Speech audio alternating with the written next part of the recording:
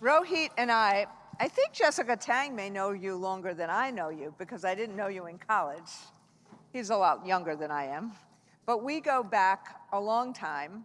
And one of the things that we did, by the way, you may not know, we filed a lawsuit against Mohila. Oh, I know. He has a similar feeling about Mohila as I do. And so we filed it yesterday, and hopefully we will get them to actually correct their bad acts like we did with Navient. And I met Rohit a long time ago when we were doing a lot of the student debt work and trying to figure out how to advocate for these servicers to do the right thing. Of course, they wouldn't. Their profits meant more to them than anything else. But since that point, you have taken on a really important job in the administration. Rohit now leads the entity that Elizabeth Warren championed the creation of in the Obama administration right after the last recession. And so whether it is credit card debt or student loan debt or medical debt, the bureau that you head, the Consumer Financial Protection Bureau, you're changing the lives of working people in ways that probably most of you don't know. Anyone in the audience, do you know what the Consumer Protection Review Board is? How many people, raise your hands, it's, this way we level set in terms of what we start talking about first. So, not a lot of people. So, why don't we first then talk about what the Bureau is, and then let's go through and have some fun and go through a few of the issues. I know the teleprompter people are I know I'm acting crazy, sorry. But why don't we go through what it is, and then go through a couple of the places where you're really doing this work to lower costs and to take on corporate greed. How's that? Well, let me just say first, thank you to everyone who's here. I listened to your resolutions and the discussion you had on it, and I thought to myself, everything that this union has been doing for years has changed America so much. There's such a big theme in what you talked about, which is what happens when corporations and Wall Street dictate the rules instead of us. And whether it is the financialization and corporatization of education that led to a massive trillion-dollar student loan crisis, or big investors gobbling up essential health care all over the country and driving up tens of billions of dollars in medical debt for people, we have to make sure that the rules are not dictated by a few of them. And really, if we believe in we the people, we set the rules and we make sure people abide by them. Right. So after the big financial crisis where hundreds of thousands of people lost their homes, millions more lost their wealth, and our country had the biggest increase in the racial wealth gap that destroyed decades of progress, we need to redouble our effort to make sure that government agencies like the one I run are actually working for people rather than profit-seeking investors. So I really see the work of AFT, whether it's organizing healthcare workers against those private equity entities buying up hospitals and other places, or all the work we've done together over the past decade on student debt. We have to keep going and going and going. So a lot of what I've tried to do today by having the scholars here, and I'm so glad that in the argument today on these motions, people were using what the scholars were saying. I just thought that was just amazing. But part of what a convention does is it creates a taste so that it opens our aperture to lots of different things. Lena Khan, we've never had an FTC chair who actually tries to trust bust on behalf of working people. And she is really special.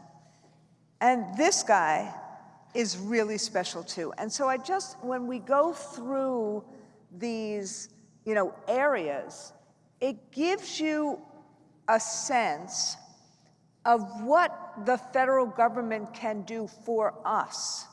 And it's different than, strikes are really important, but so are being able to sweat the details of this, because every one of those corporate mojos, they have legions of lobbyists that work against us each and every day.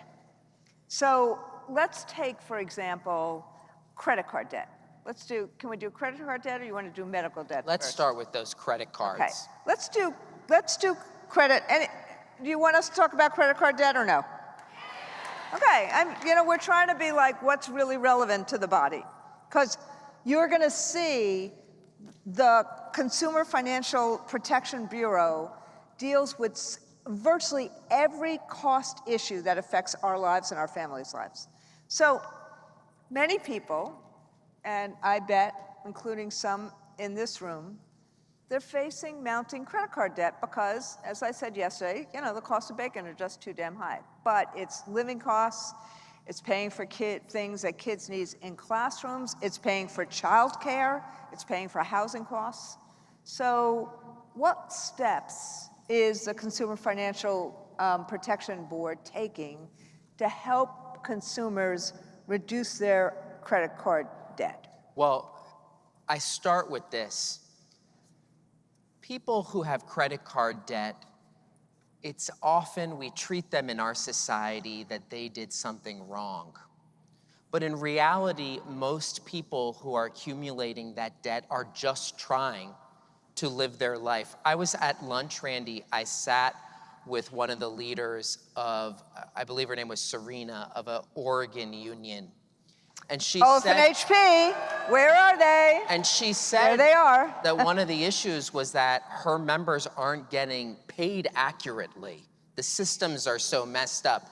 And one of the things that I always remind people who are bargaining. It's a common problem. Ask San Francisco. But here's why it matters. When you're not getting paid on time or accurately, you don't get to opt out of your rent. You don't get to opt out of your utility bill. So what happens? You often charge money on your credit card. And now credit card is over $1 trillion in debt. And guess what? We uncovered that the nation's largest credit card issuers created a multi-billion-dollar junk fee scam where they are layering on late fees and other penalties that we think is completely illegal under the law. And so we have put into place new rules to really cut some of that out. And you're right, the lobbyists are trying to fight us, but credit cards are really just supposed to be something you get, a basic loan. We also uncovered that the biggest Wall Street credit card issuers have jacked up their rates to sometimes 30% or more. So we are doing our work to really hold some of these credit card companies accountable. We have taken big actions against them, but we also need to make sure that you, as union leaders and members, are making sure that we are not letting people suffer in silence with their debt. And often we need people to raise their hand, file a case with us at consumerfinance.gov, we have gotten people so many refunds and so much help, and we will continue to hold them accountable for it. Can we put that website up on the graphics? Say it again. Consumerfinance.gov. It's great. You get to file with us. It doesn't go in some sort of black hole. We order the bank to reply to you, and every day thousands of people are getting help from us. That's amazing. So consumerfinance.gov. So you hear junk fees. There's junk fees. Why don't you give us a definition of junk fees? No, I'm going to get back to medical debt. So don't. Thank you. Well, just give us a little bit of a definition about here's junk what fees. I've been seeing over the economy in the past 15 years. There's all these strange new charges that aren't in the upfront price, but they're in a line item, and you see it everywhere. You see it when you're buying tickets to things. You even see it now on restaurants. And what it is a way to find a way to exploit someone and take a little extra. So we consider junk fees a couple things. One, it's a hidden or undisclosed fee. It's something that you don't even want, or you can't explain what it is, or it's not subject to normal competition. And the CFPB has wiped out tens of billions of dollars in bank overdraft fees, other mysterious fees, and we're going to go on, and it has saved the average family hundreds of dollars every year. Fantastic. Okay, let's talk medical debt. And you started talking about this, Rohit, but my recollection is last month, you and Vice President Harris announced changes on how medical debt is reported to credit agencies. Now, again, medical debt, just like student debt, just like credit card debt, all of a sudden, if someone, God forbid, in your family has cancer, and the health insurance plan has not worked the way you want it to work or need it to work, and somebody needs surgery immediately, and you're not going to wait till a healthcare provider says the surgery is okay. All of a sudden, there's now significant medical debt for your family. It's not, and this is, I think, the norm, not the exception anymore.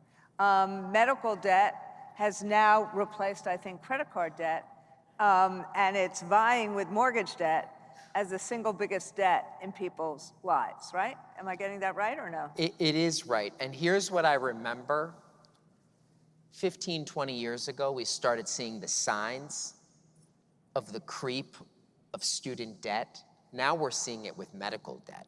And here's what happens. Even if you have insurance, you as the patient are sometimes stuck between this doom loop between the insurance company and the provider. And you know what they do when they can't figure out their own paperwork? They put it on people's credit reports to threaten their credit score and their ability to pass a background check or get a loan. And what do a lot of people do? They just pay it. And often this debt is inaccurate. It's not even owed. And I'm very grateful to Vice President Harris that she joined me in announcing that we are proposing a full ban on parking medical debt on consumer credit reports. The reason it's different, a credit report is supposed to help a lender determine if you pay a loan back. You don't desire medical debt. You take out a mortgage, you take out an auto loan, it's because you're buying a house or a car. You're forced sometimes to have this medical debt. And a credit report should not be a tool for debt collectors to coerce people into paying loans they don't even owe. So we are doing that as our first step, but we have to make sure that the healthcare community, and that means many of you in this room, make the argument that the big players who are harming workers in our healthcare system, are harming patient care, and driving up debt for consumers, and we all have to attack this holistically. So, I want to do private equity and I want to do big tech. See, this is like the bureau that you don't know about that does all this stuff. So, private equity. Now, a lot of us talked about hedge funds a long time ago. And, we know that in some ways, all of these corporate monoliths, they actually pay less taxes than a firefighter or a teacher because of the way in which their money is hidden in some ways. But it is not just what happens for themselves. In private equity, what we're seeing is that the private equity companies are very much lurking in the shadows. How many nurses are in the room right now?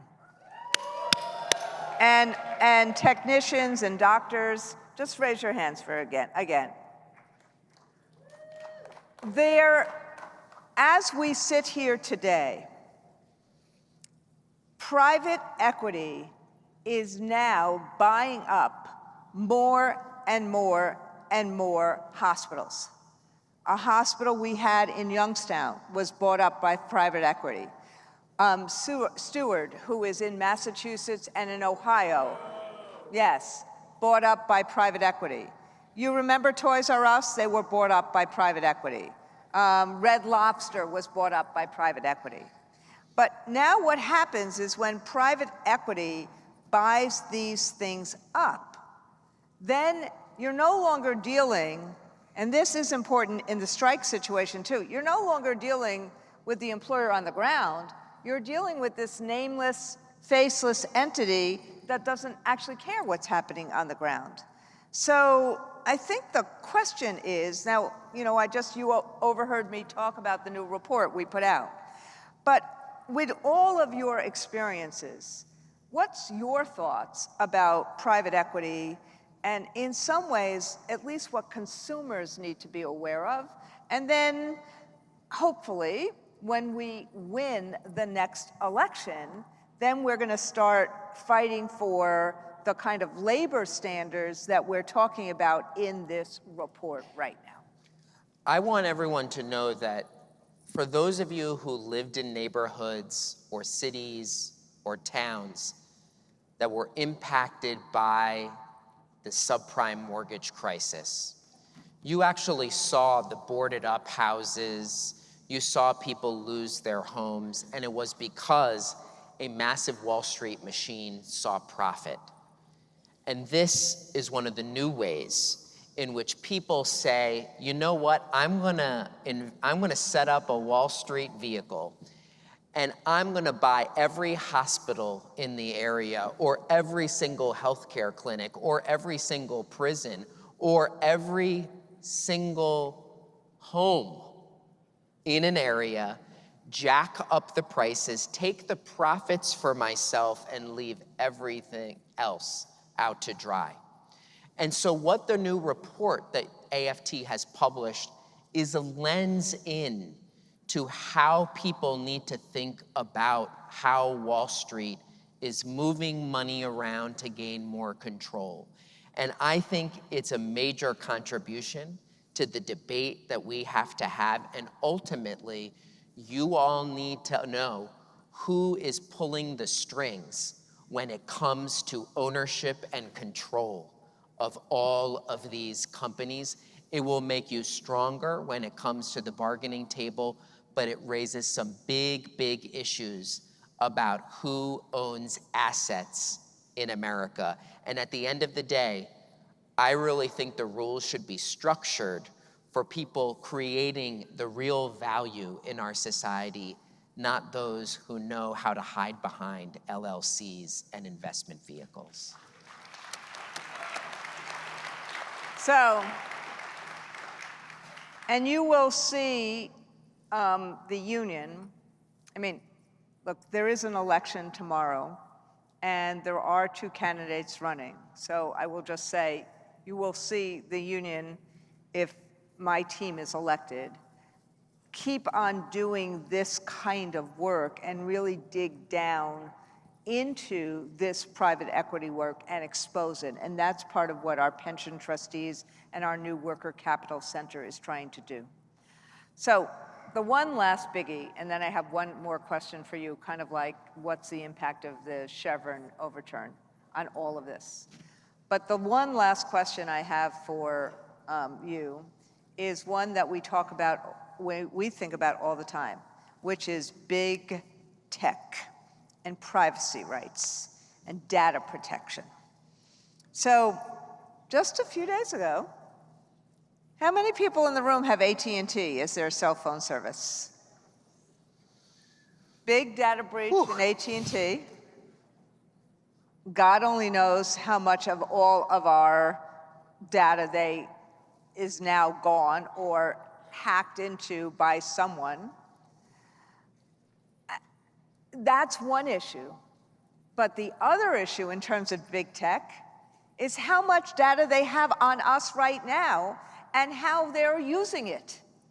And so how do we hold big tech accountable for their obligations to protect our data? And how do we actually teach people about the damn algorithm and what they do in terms of routinely violating all of our protection, all of our privacy rights? So this, in some ways, right now, you're really the only agency in the government that's actually dealing with this. If we get COPPA and all of those other laws passed, maybe we will have something more. If we get some laws passed in terms of AI, maybe we will have something more. But right now, my friend, it's on your shoulders. Well, I like to sometimes say, many of us in America, we've kind of feel like we've given up. We know that we're supposed to care about our privacy, but we can't read all that fine print. We have to click and move on. We can't not use any apps or social media. It's not realistic. But I don't think privacy is about having a tinfoil hat and worrying. Privacy is about power and control. So when I am able to collect all the information about your web browsing history, your contacts, where you drive, how fast you drive, everything you tap with your phone to pay, I can create a very detailed dossier about you. And what does that lead to? It means control over you. It means that I know when you are dealing with a loss of a loved one and I can target you. I know that it means when you're dealing with an urgent need to buy a gift for Mother's Day, I know. And it turns us into a world where a handful of companies can actually manipulate us in ways we could never understand. They can create personalized pricing where they charge you something different than you for the same exact good. It means that they know all sorts of things in ways that give them an advantage over all of you. And let me just say, across the country, we have people who work in factories, in warehouses, and other places who now wear devices that track them and report them and know how to exact control over them. So I think we need to make sure that we don't allow that to control them. We have seen in China, 2 companies, Alipay and WeChat Pay. They know every single person's payments everywhere, and it gives them lots of control. I think the US should choose a different path, and we should make sure that these big tech companies don't control all of us and that we have control over their business practices. I think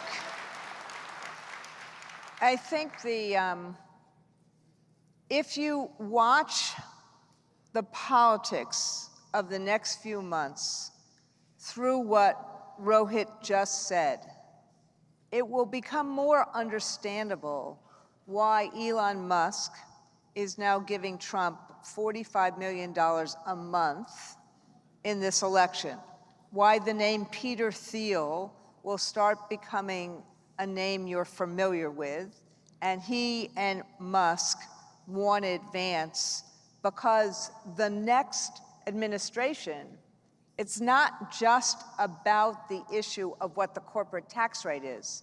This issue around what AI is, how AI is and isn't regulated, which is something that big tech is very interested in. This is going to be, just like the frontier a few years ago was technology itself and then social media, this will be the new technological frontier. And it's part of the reason why one of the things they want, and this is my last question in terms of Chevron, why there is a routine push to get rid of the Consumer Financial Protection Bureau because of what its purpose is. So how does the overturning of the Chevron doctrine by the Supreme Court, how does that play into everything you just talked about? Well, one of the things that I didn't mention in my last answer is pretty soon the CFPB is going to be proposing new rules to rein in data brokers and others that collect all this data about us. So we're going to give you all, hopefully, more rights and more restrictions to do it. But every single thing we do, whether it's those credit card junk fees, whether it's mortgage protections, like you said, lobbyists and powerful interests take us to court. You mentioned the Chevron Supreme Court decision, that it was overturned. I hope that means that, yes, we will have more of a boulder to push up the hill, but I think with everyone here, we'll push up that boulder together and do it. This is that imagination that Eddie was talking about. Imagine that we can actually have more rights and work together and use the federal government to help working families. So you said, and workers, and you said before, because it's the last question of, okay, if somebody needs some help here, if somebody thinks that the Consumer Bureau could help us, what's that number or that email that they can reach you at? Not Rohit personally, but the Bureau itself. Well, when across the country, many of you have participated in student debt clinics that the CFPB has worked with AFT on. And one of the things we've done is help We've had 25,000.